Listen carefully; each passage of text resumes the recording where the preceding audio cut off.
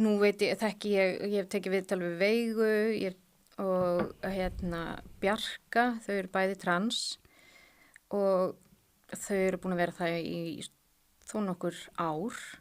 Bjarki byrjaði fyrr heldur en Veiga og þú veist, þetta fólk það bara lifir sínu besta lífi. Það er bara frábært. Núna hlusta ég á viðtal til dæmis við bæði og við Bjarka og ekki það ég vilji fara eitthvað vola persónulega í málefni einstaklinga vegna þess að en til dæmis sem kom fram í viðtalinu við Bjarka voru náttúrulega ýmislega undirliggjandi vandamál sem manifestuði sig í til dæmis þess að hann ákveður að koma út sem trans en ég meina fullorðni einstaklingar enn og aftur þú veist sem telja að þetta sé besta lausnin fyrir þá ég er ekki að skipta mér að því. Nei.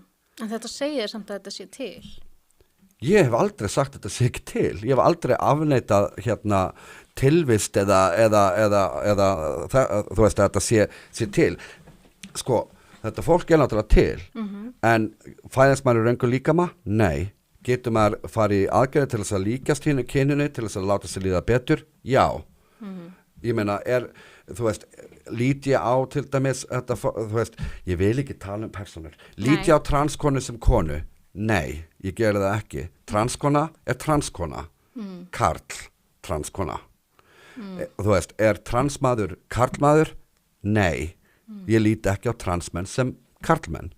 Það eru transmenn, ergo konur. Ég meina, ég hef fullan rétt að lýsa þessum raunveruleika. Já, þú mátt hafa þessa skoðun. En ég er ekkert að því til þess að dissa þetta fólk. En þú veist, þetta fólk tók ákveðin fyrir sig að það vildi lifa, þú veist, og takast á við þessar breytingar til þess að láta sér líða betur. Mér finnst það bara vel að blessa, gott fyrir þau. En við þurfum ekki öll að vera þvinguð í að taka þátt. En af hverju getur ekki sagt að þetta sé kona? Vegna þess að þetta er ekki kona. En ef hún er með kynfæri kvenna og hún er ekki með kynfæri kvenna. Það er búið að gera það er ekki kynfæri kvenna þó að sé búið að snúa upp á og skera og gelda því skilur. Þú ert ekki með kynfæri kvenna. Þetta er ekki kynfæri kvenna. Okay. Konur eru ekki með svona kynfæri. Please, nei. Þú veist, og þessi kynfæri sem ég bara vona að flestir transmenn geri ekki að fara í falloplasti. Hvað er það? Það er þá er tekið húða bæði upphandlegg og að lærum til þess að bara búa til eins konar pilsu sem þvagrásin er svo dregin í gegn. Já, þetta er skelfilegt. Pilsu, já, ég meina hvað maður kallar þetta? En ég meina þetta er ekki tippi. Nei, en þetta virkar eins og tippi. Nei, það gerir það heldur ekki. Nei. Og þetta mistekst í 70% tilvika og valda fleiri fylgikvillum heldur en vandamál. Sko, læknastjættin var að athuga það. Læknaæðurinn segir first do no harm, ekki skada. Þú átt ekki að valda sjúklingi meiri skada en viðkomandi er eða í þú veist ekki valda meiri skada en sjúklingurinn er þegar í. En þarna er verið að valda meiri og meiri skada og eins og ég segi, sjálfsmorðstíðnin er að yfirleitt hæst löngu eftir. En eins og ef að læknar eru, þú veist, eins og lítalæknar ef ég fer og læti setja á mig svona stór brjóst, þá er ég með svona stór brjóst. Já. Þú veist. Já. Að þá er ég bara með risastór brjóst. Já, en ég meina, já, en... Og lítalæknir býr til píku og þá er þetta píka. Það er búið til snýpur og allt, sko. Já, sko, þetta er náttúrulega ekki kynfæri kvenna. Kynfæri kvenna líti ekki svona út. Hefurðu skoðað myndir af vagínoplasti? Já. Já, ég mæli með þú að skoða og endur skoða hvort þetta sé kynfæri kvenna. Konur er ekki svona. Nei. Og konur þurfa ekki að nota stafi til þess að koma í veg fyrir að píkan á þeim grói saman og svona. Nei. En þetta er rosalega svona fyrir fólk sem er trans.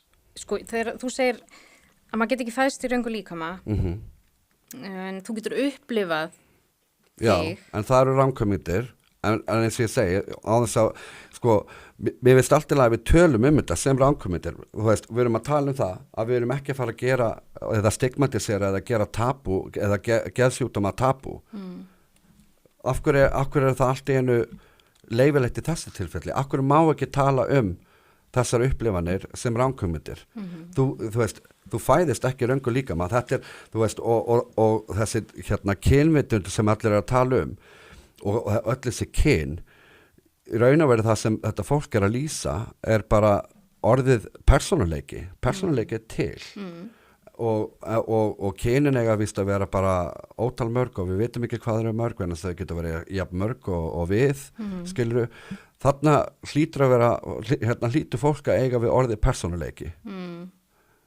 Já, ég meina þú veist og hvenar ákváðum við það að samkvæmt lögum þá byrjum við að skrá kyn sem eitthvað félagslegt við höfum alltaf skráð kyn sem líffræðilegt kyn hvenær fór svo umræða fram að við hættum að skrá líffræðilegt kyn og byrjum að skrá félagslegt kyn hvenær fór þessi samfélagsumræða fram?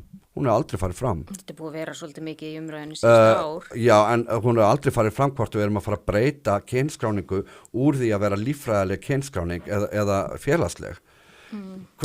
Hvernig ætlum við að hringla með afbrotatölfræði?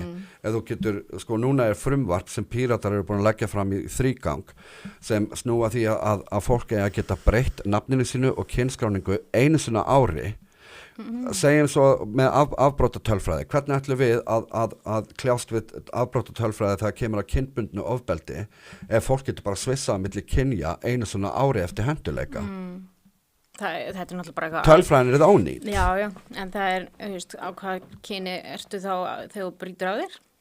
Ég meina það er þetta að finna Já, þannig að þá erum við að fara að upplefa það að þolendur til dæmis nauðgana eru að þurfa að vera þvingaðir í réttasal eins og hefur reyndar gerst í Bretland og víðar að kona þurfa að segja hún nauðgaði mér skilurðu, hún nauðgaði mér með tippinu sínu skilurðu